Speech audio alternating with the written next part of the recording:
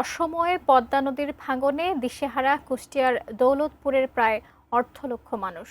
প্রতিদিনই নদীগর্ভে বিলীন হচ্ছে শত শত বিঘা ফসলি জমি ও বসতবাড়ি।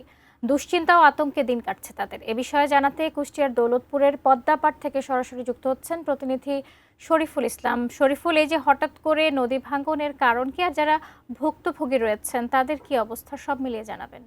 হ্যাঁ, ধন্যবাদ শাকিলা। আপনি যেমনটি বলছিলেন, আপনার ভুক্তভোগীর কথা যদি বলতে চাই, তারা খুব দুশ্চিন্তাগ্রস্ত, আতঙ্কগ্রস্ত আছে। নদী একেবারেই, যেখানে আমি রয়েছি কুষ্টিয়ার দৌলতপুর উপজেলার মরিচা ইউনিয়নের ভুরকাপাড়া বাঁধ যেটাকে বলা হয়, বাঁধের নিচে আছে। একেবারেই দেখতে পাচ্ছেন আমার পিছনে সেই প্রমত্ত নদী, যে নদীর ভাঙনে শত শত বিঘা, হাজার হাজার বিঘা জমি নদীগর্ভে বিলীন হয়েছে।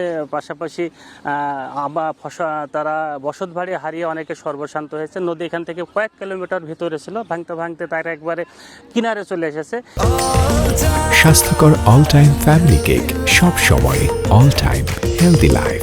এই ভাঙন রোধে তারা গ্রামবাসীরা যারা আছেন, যারা ক্ষতিগ্রস্ত আছেন, তারা জানিয়েছেন এই ভাঙন রোধে যদি স্থায়ী ব্যবস্থা করা না হয় তাহলে তারা আবারও সর্বশান্ত হবে। নতুন করে যে বাড়িঘর নির্মাণ করেছিলেন সেই বাড়িঘরও যদি ভেঙে যায় তারা আবারও নিঃস্ব হবে, এমনটি জানিয়েছিলেন। আমি কথা বলেছি পানি উন্নয়ন বোর্ডের নির্বাহী প্রকৌশলী কুষ্টিয়া রাশিদুর রহমান। তিনি জানিয়েছেন আসলে ভাঙন প্রবণ এলাকায় তারা অস্থায়ীভাবে কিছু বালির বস্তা ফেলে এটা প্রতিরোধের চেষ্টা করছেন, তবে স্থায়ী সমাধানের জন্য তারা প্রস্তাবনা পাঠিয়েছেন। প্রস্তাবনা পাশ হলে তারা এই 4 কিলোমিটার এলাকা যে ভাঙন শুরু হয়েছে সেই ভাঙন তারা প্রতিরোধের ব্যবস্থা করবেন। আমি কথা বলবো, একজন ভুক্তভোগী আছে, এই নদী পাড়ের মানুষ যাদের বাড়িঘর ভেঙেছিল, তার সাথে কথা বলবো যে এখানে নদী কত কিলোমিটার ভিতরে ছিল আর তোমাদের বাড়িঘর ভাঙছে কিনা, এখন কি অবস্থা আমাদের একটু জানাবা।